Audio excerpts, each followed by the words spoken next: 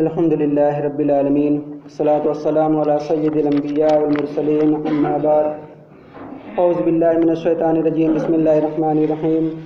قال اللہ تبارک و تعالیٰ فی القرآن المجید فرقان الحمید، ان اللہ وملائکتہ یصلون علی النبی یا ایہا الذین آمنوا صلوا علیہ وسلموا تسلیما۔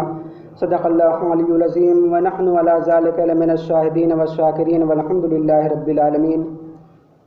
محترم بزرگ دوستوں، آئیے سب سے پہلے ہم اور آپ مل کر بارگاہ رسالت مآب میں درود و سلام کا نذرانہ پیش کریں اور پڑھیں اللہم صلی علی سیدنا مولانا محمد وعلی آلہ وصحبہ وبارک وسلم۔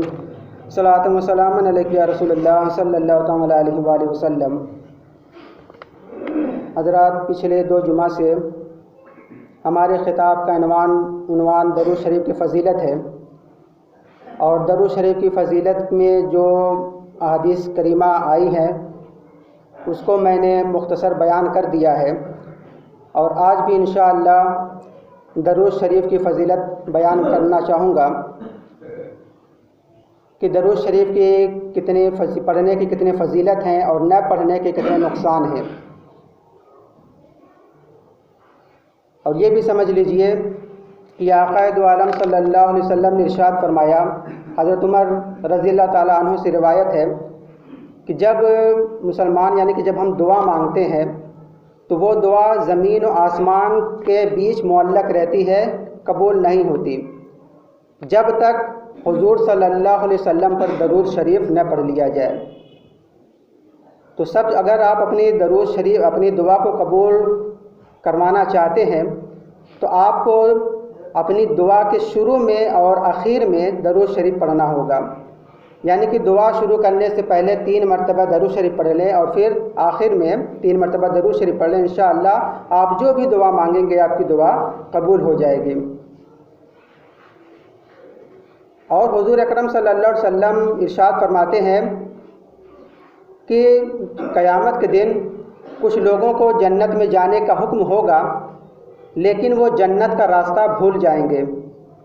صحابہ کرام نے عرض کیا کہ یا رسول اللہ صلی اللہ علیہ وسلم وہ کون لوگ ہوں گے؟ تو حضور نے فرمایا کہ یہ وہ لوگ ہوں گے جنہوں نے میرا نام سنا اور مجھ پر درود نہ پڑھا۔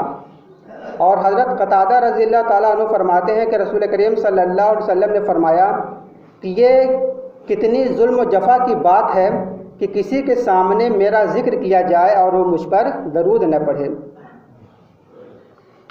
اور درود شریف کے جو دنیاوی فائدے ہیں اور جو آخرت کے فائدے ہیں اس کا بیان ہو چکا ہے۔ یوں تو درود شریف کے فوائد و برکات بے شمار ہیں جن کا ذکر میں نے کر دیا ہے، انہی میں سے ایک یہ بھی ہے کہ درود شریف کی کثرت پرصراط کی کٹھن راہ گزرتے وقت نور بن کر پرصراط کی راہ کو آسان کرنے میں کام آتی ہے، اور رحمت خدا بندی سے سارے مشکلات دور ہو جاتے ہیں۔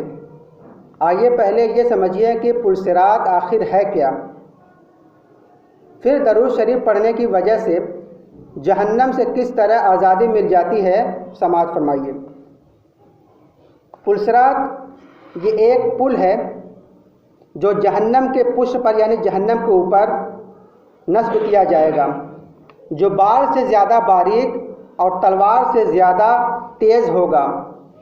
اس پل پر سے ہر ایک کو گزرنا ہوگا، اور یہ راستہ کوئی آسان راستہ نہیں ہے بلکہ سخت سے سخت تر ہے۔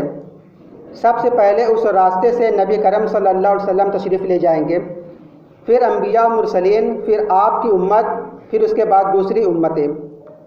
پرصراط پر لوگ الگ الگ طریقے سے گزریں گے۔ بعض تو اس طرح گزریں گے کہ جیسے بجلی چمکا اور چمک کے غائب ہو گیا، بعض تیز ہوا کے مانند گزریں گے، بعض اڑتے پرندے کے مانند، اور بعض دوڑتے ہوئے گھوڑے کے مانند، اور بعض دوڑتے آدمی کی طرح وہاں پر گزریں گے۔ دوستوں، اس پل سے ہر ایک کو گزرنا آسان نہ ہوگا، بلکہ وہی گزرنے میں کامیاب ہوگا جس کا ایمان و عقیدہ مستحکم اور مضبوط ہوگا، جس کے پاس اعمال صالحہ کی کثرت ہوگی، درود پاک کی ضیاؤں سے جس کا قلب نورانی ہوگا، آئیے سرکار اقدس صلی اللہ علیہ وسلم کی ایک پیاری حدیث سماعت فرمائیے کہ حضرت عبد الرحمن بن سمرہ رضی اللہ تعالیٰ عنہ سے مروی ہے کہ سرکار اقدس صلی اللہ علیہ وسلم تشریف لائے اور فرمایا کہ میں نے آج رات ایک عجیب منظر دیکھا. اور یہ بھی یاد رکھے کہ حضور کا خواب وحی الہی ہوتا ہے، یعنی کسی بھی نبی کا خواب وحی الہی ہوتا ہے. تو حضور نے فرمایا کہ میں نے آج ایک عجیب منظر دیکھا کہ میرا ایک امتی پل صراط سے گزرنے لگا. کبھی وہ چلتا ہے، کبھی وہ گرتا ہے، کبھی وہ لٹک جاتا ہے. اتنے میں اس کا درود پاک پڑھا ہوا آیا اور اس کا ہاتھ پکڑ کر پار کر دیا. دوستو، کتنی بڑی فضیلت ہے کہ قیامت کے دن بھی جو دنیا میں ہم درود شریف پڑھے ہیں وہ بھی ہمارا ساتھ دے گا اور ہمارے کام آئے گا. اور یہ بھی یاد رکھیں کہ بارگاہ خداوندی میں درود و سلام کا کتنا بڑا مقام و مرتبہ ہے. اس حقیقت کو دلیل و براہین کے ساتھ واضح طور پر پیش کرنے کی میں کوشش کر رہا ہوں. دل لگا کر سماعت فرمائیے، انشاءاللہ آپ کے ذہن سے فکر اور قلب و جگر میں درود شریف کی عظمت بیٹھ جائے گی، ایمان و عقیدہ بھی مضبوط ہوگا. اور یہ میں جو بیان کرنے جا رہا ہوں یہ ایک حقیقت مسلمہ ہے، اس کو کوئی بھی جھٹلا نہیں سکتا. لیکن میں اس بات کو بیان کرنے سے پہلے میں آپ حضرات سے یہ پوچھنا چاہتا ہوں کہ آپ حضرات نماز پڑھتے ہیں کہ نہیں؟ اگر پڑھتے ہیں نماز پنجگانہ تو ماشاء اللہ، اور اگر نہیں پڑھتے تو آج اپنے دل میں یہ پختہ ارادہ کیجئے، عہد کیجئے کہ آج سے نماز پنجگانہ کی پابندی کروں گا اور اپنے آقا صلی اللہ علیہ وسلم پر کثرت کے ساتھ درود و سلام بھی پڑھتا رہوں گا انشاءاللہ. اب دیکھیے کہ نماز اللہ کی عبادت ہے، نماز اللہ کی بندگی ہے. جب نمازی اللہ کی عبادت کرنا چاہتا ہے، نماز پڑھنے کا ارادہ کرتا ہے تو سب سے پہلے نماز کی نیت کرتا ہے.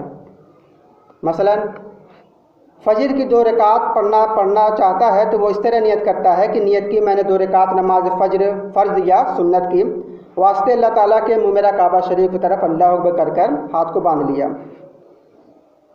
اللہ اکبر کہہ کر یعنی تکبیر تحریمہ کر کر اپنے دونوں ہاتھ کو ناف کے نیچے باندھ لیتا ہے، پھر ثنا پڑھتا ہے، سبحانک اللہم و بحمدک و تبارک اسمک و تعالی جدک و لا الہ غیرک، یعنی پاک ہے تو اے اللہ اور میں تیری حمد کرتا ہوں، تیرا نام برکت والا ہے اور تیری عظمت بلند ہے اور تیرے سوا کوئی معبود نہیں.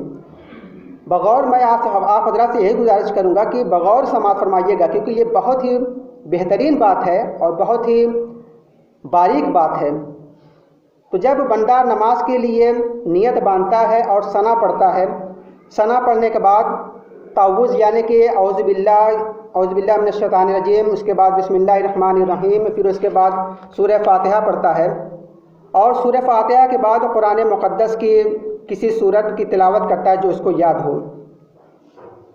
پھر اللہ اکبر کہتے ہوئے رکوع میں چلا جاتا ہے، پھر رکوع میں کم از کم 3 مرتبہ سبحان ربی العظیم کہتا ہے، پھر سمع اللہ لمن حمیدہ اور ربنا لک الحمد کہتے ہوئے کھڑا ہو جاتا ہے، پھر اللہ اکبر کہتے ہوئے سجدے میں جاتا ہے، پھر سجدے میں کم از کم 3 مرتبہ سبحان ربی الاعلیٰ کہتا ہے، پھر سجدے سے سر اٹھاتا ہے، پھر اللہ اکبر کہتا ہوا سجدے میں جاتا ہے اور یہی تسبیح پڑھتا ہے، پھر اللہ اکبر کہتا ہوا دوسری رکعت کے لیے کھڑا ہو جاتا ہے، پھر تسمیہ یعنی بسم اللہ اور سورہ فاتحہ کے بعد قرات کرتا ہے، پھر اللہ اکبر کہتا ہوا رکوع میں چلا جاتا ہے، پھر 3 مرتبہ رکوع کی تسبیح پڑھتا ہے، پھر سمع اللہ لمن حمدہ ربنا لک الحمد کہتے ہوئے سیدھا کھڑا ہو جاتا ہے، پھر اللہ اکبر کہتے ہوئے سجدے میں جاتا ہے اور سجدے میں تسبیح پڑھتا ہے، پھر سجدے سے سر اٹھاتا ہے، پھر اللہ اکبر کہتا ہوا دوسرا سجدہ میں چلا جاتا ہے اور تسبیح پڑھ کر تشہد میں بیٹھ جاتا ہے. یہاں پر سماعت فرمائیے گا غور سے. 2 رکعت پوری ہونے کے بعد تشہد میں بیٹھ جاتا ہے اور پڑھتا ہے التحیات للہ والصلوات والطیبات، التحیات للہ والصلوات والطیبات، یعنی تمام مالی عبادتیں، تمام بدنی عبادتیں صرف اللہ ہی کے لیے ہیں، اتنا ہی، یعنی التحیات للہ والصلوات والطیبات۔ اگر نمازی پوری التحیات نہ پڑھے، صرف التحیات للہ والصلوات والطیبات تک پڑھ کر سلام پھیر کر نماز سے فارغ ہو جائے تو بتائیے کہ اس کی نماز ہوئی کہ نہیں؟ کیا ایسی نماز کو اللہ تعالیٰ قبول فرمائے گا؟ کیا ایسی نماز کو اللہ تعالیٰ پسند فرمائے گا؟ کیا اللہ تعالیٰ ایسی نماز کو قبول فرماتا ہے؟ تو میرے بھائیوں، علماء کرام فرماتے ہیں کہ التحیات للہ والصلوات والطیبات والسلام علیک ایھا النبی ورحمۃ اللہ وبرکاتہ، یعنی جس نماز میں نبی پر سلام نہ پڑھا جائے تو وہ نماز صحیح نہ ہوگی، وہ نماز درست نہ ہوگی، ایسی نماز کو اللہ پسند نہیں فرماتا ہے، ایسی نماز کو اللہ قبول نہیں فرماتا ہے۔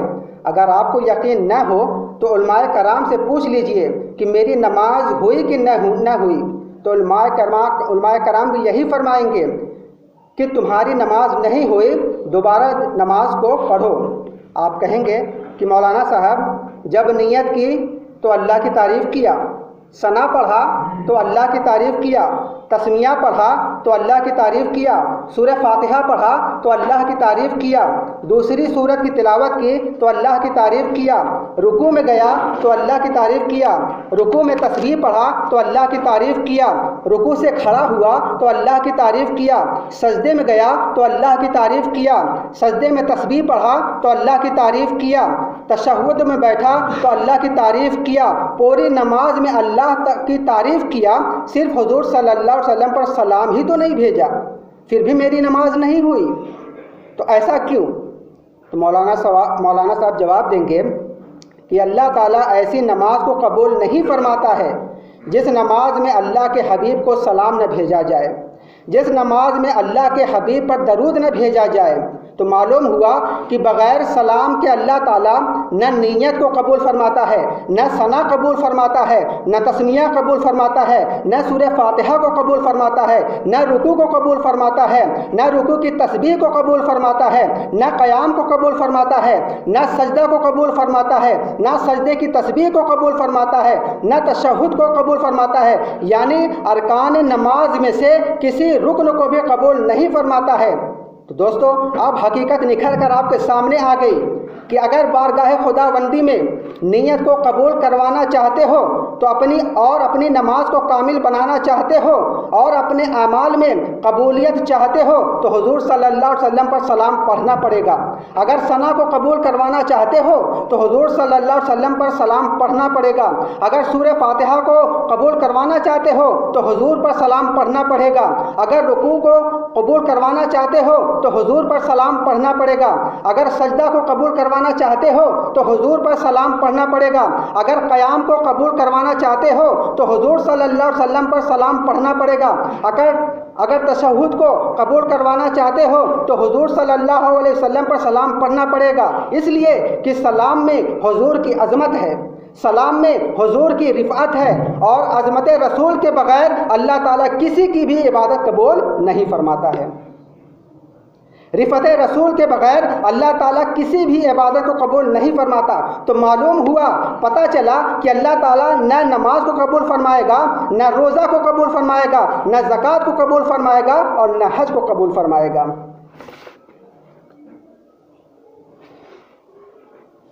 دوستوں،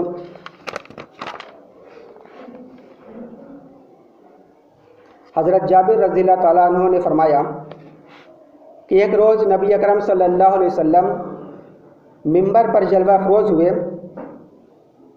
جب پہلی سیڑھی پر قدم رکھا تو فرمایا آمین، جب دوسری سیڑھی پر قدم رکھا تو فرمایا آمین، اور جب تیسری سیڑھی پر قدم رکھا تو فرمایا آمین۔ صحابہ کرام رضوان اللہ تعالیٰ علیہم اجمعین نے عرض کیا کہ یا رسول اللہ صلی اللہ علیہ وسلم، ہم نے آپ کو 3 مرتبہ آمین کہتے ہوئے سنا ہے، اس کی کیا وجہ ہے؟ تو رسول اکرم صلی اللہ علیہ وسلم نے فرمایا کہ جب میں نے ممبر کی پہلی سیڑھی پر قدم رکھا تو میرے پاس جبریل امین حاضر ہوئے اور عرض کیا کہ ہلاک ہو گیا وہ شخص جس نے رمضان المبارک کا مقدس مہینہ پایا اور اس کا احترام کر کے وہ بخشا نہ گیا۔ میں نے کہا آمین۔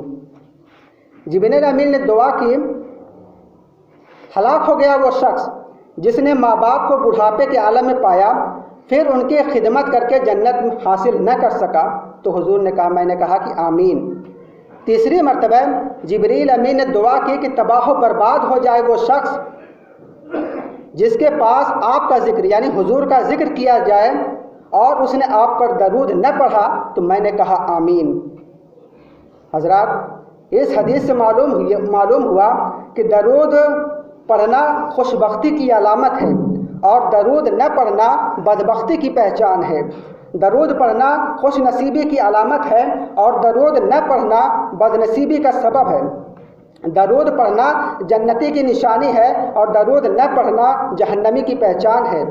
درود پڑھنا وفاداری کی علامت ہے اور درود نہ پڑھنا غداری کی پہچان۔